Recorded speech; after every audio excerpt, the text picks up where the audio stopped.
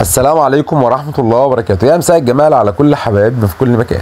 ناس كتير يا جماعة في الفترة الأخيرة بتتكلم على أسعار الكلفة وارتفاع مبالغ فيه في أسعار الكلفة، لدرجة إن بعض الأماكن بقت الكلفة فيها ب 22 جنيه ووصلت كمان ب 25 جنيه، وفي أماكن ب 18 جنيه، وبيختلف الموضوع من مكان لمكان، ولكن في المجمل إن أسعار الكلفة ما بقاش مغطية التكلفة أو العائد اللي إحنا بنستفيده من الحمام. يعني أنا دلوقتي لو أنا بربي 50 جوز حمام، هل ال 50 جوز دول هيغطوا الاكل بتاعهم شهريا؟ هقول لك كل ده واكتر، وهقول لك ازاي ان انت توفر بدايل للكلفه دي، وازاي ان انت فعلا تقدر ان انت تلاقي بديل لو انت يعني الكلفه ديت مكلفه عندك والكلفه ديت غاليه. فهقول لك على بدايل ان شاء الله نقدر نحل الامور دي مع بعض. ولكن يا شباب في البدايه نتمنى نصلي على سيدنا محمد صلى الله عليه وسلم. اللايك ده بفكرك بيه فضلا وليس امر. طيب اول حاجه يا جماعه يعني خلينا بس نروح لنقطه صغيره عشان اوضح لك الامور. زمان يا جماعه اي غاوي بيسمعني دلوقتي او اي حد من اخواتنا دلوقتي غاوي بقاله 15 سنه 20 سنه وبيسمعني دلوقتي، ما كانش في زمان حاجه اسمها كلفه، ما كانش في زمان حاجه اسمها كلفه. كانت الناس بتدي اي نوعين ثلاثه من الحبوب، قمح ماشي وذره ماشي وخلاص ويلا بينا والدنيا زي الفل، وتلاقي الحمام مال الدنيا خير ومال الدنيا انتاج. ولكن النهارده طلع موضوع الكلفه ولازم احط 7 8 انواع واحط بروتين واحط كربوهيدرات وقصه طويله كده. فالكلفه يا جماعه زمان كانت نوعين ثلاثه من الحبوب، وهي ديت كلفه الحمام، وهو ده اكل الحمام، والحمام كان بينتج وتمام وزي الفل. طيب ايه اللي خلى ان الحمام بقى انتاجه ضعيف وان الحمام ما بينتجش الا لما بديله كلفه متنوعه؟ اول حاجه اصلا لازم نكون تبقى عارف ان في تغيير اصلا في الاكل كل اللي بيتقدم لكل المخلوقات في الطبيعه. يعني ما كانش في زمان يا جماعه حاجه اسمها اعلاف. الاعلاف ديت اول ما ظهرت السموم. ليه؟ لان اصلا الاعلاف دي بتصنع من عظم المواشي، والاعلاف دي اصلا بيكون عليها حاطين عليها جير ويكون عليها ملح كتير، فالحاجات ديت ضعفت صحه الطيور، ضعفت صحه الطيور بمجمل وبشكل عام. فلازم اعوض الحمام ده بادويه، ولازم اعوضه بكلفه بقى متنوعه والحاجات ديت كلها. واحنا مش هنصلح الكون يعني، وده امر واقع وخلاص احنا هنمشي عليه. طيب فانا عشان ااكل الحمام اقل التكلفه، يبقى انا يا جماعه الخير هحط نوعين من الحبوب. في ناس اعرف ناس بتدي قمح وذره صفراء، قمح وذره عويج، بس حاجتين من الحبوب بس، والحمام منتج عندهم وشغال وتمام وزي الفل. هينفع؟ ايوه هينفع لو انت بتربي حمام شعبي او بتربي حمام غالي. ولكن في حاجه خلي بالك منها عشان تلاقي عندك الزغليل صحتها كويسه ونمو الزغليل حلو وتلاقي الدنيا ماشيه معاك زي الفل. هحط يا جماعه نسبه علف على الكلفه اللي انا هحطها ديت، على النوعين اللي انا هحطهم دول هحط نسبه علف لا تتجاوز ال 20%.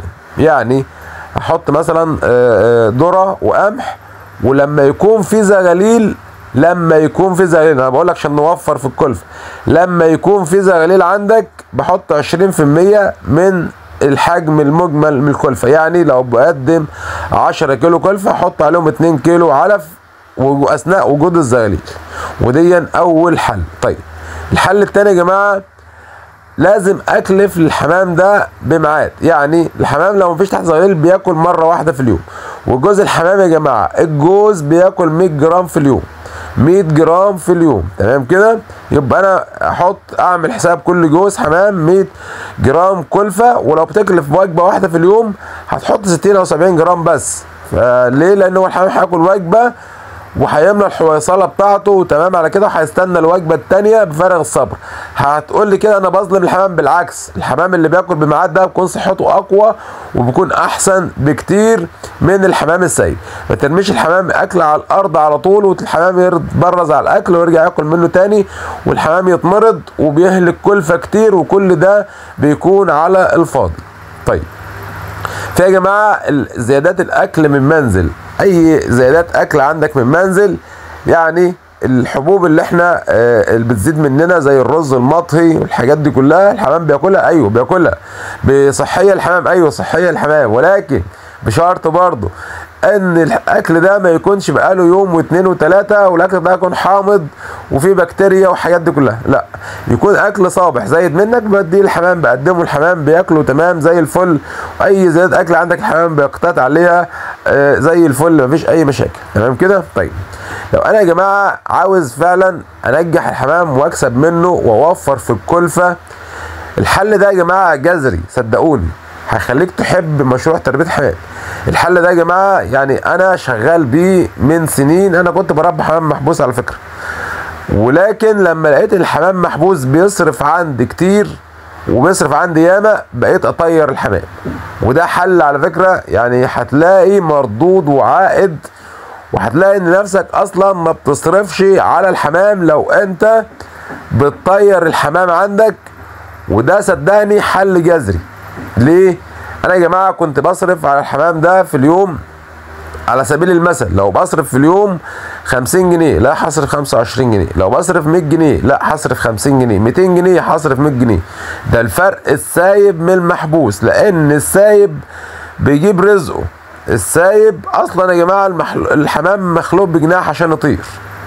الحمام يا جماعه مخلوق بجناح عشان يطير، مش مخلوق عشان ينحبس. فلما بطير الحمام التكلفه، وعلى فكره العائد من الانتاج هيكون اعلى، لان الحمام السايب انتاجه اعلى من الحمام المحبوس، وفي مميزات كتيره. بيجيب التحديق من بره فانت مش محتاج تحط تحديق، بيجيب فيتامين د من الشمس فانت مش محتاج تحط فيتامين د، بيخصب حلو في الحريه ودي المهم، فمش بتلاقي ترويج في البيض، فبتلاقي البيض معمر. فبنصحك لو انت عايز فعلا تربي حمام ويكون مشروع ناجح، فحاول ان انت تطير الحمام، هيفرق معاك كتير جدا في موضوع الكلفه وفي موضوع توفير الكلفه. طيب النقطه يا جماعه المهمه نقطه التسويق. لو انا عايز فعلا اوفر في الكلفه واجيب عائد وان انا يعني اكسب من تربيه الحمام، نقطه التسويق يا جماعه مهمه. بلاش ان انت تسوق للتجار، حاول تسوق لبتوع الفراخ، حاول تسوق لجيرانك، حاول تسوق لبتوع المطاعم. الاماكن دي يا جماعه بتاخد المطاعم ومحلات الفراخ، ولكن برضه يعني مش هتروح تجيب حمام بري تروح تسوقه في المطاعم. حاول تهجن الحمام، تخلي لحم فرنساوي مع بلدي، لحم فرنساوي مع كريزلي مع زاجل، بلدي مع لحم الانواع ده يا جماعه بتجيب زغاليل كتير. شفت انا ذكرت لك كام نوع، ونلفهم مع بعض، كريزلي زاجل لحم فرنساوي بلدي، اضربهم مع بعض، اعملهم خلطه مع بعض كده، هتلاقيهم بيجيبوا لك زغاليل ما شاء الله تعالى، زغاليل كويسه جدا تقدر تسوقها للمطاعم والاسواق، بياخدوا باسعار كويسه، وتقدر هنا ان انت تغطي التكلفه وتقدر تغطي المصاريف اللي انت بتصرفها على الحمام.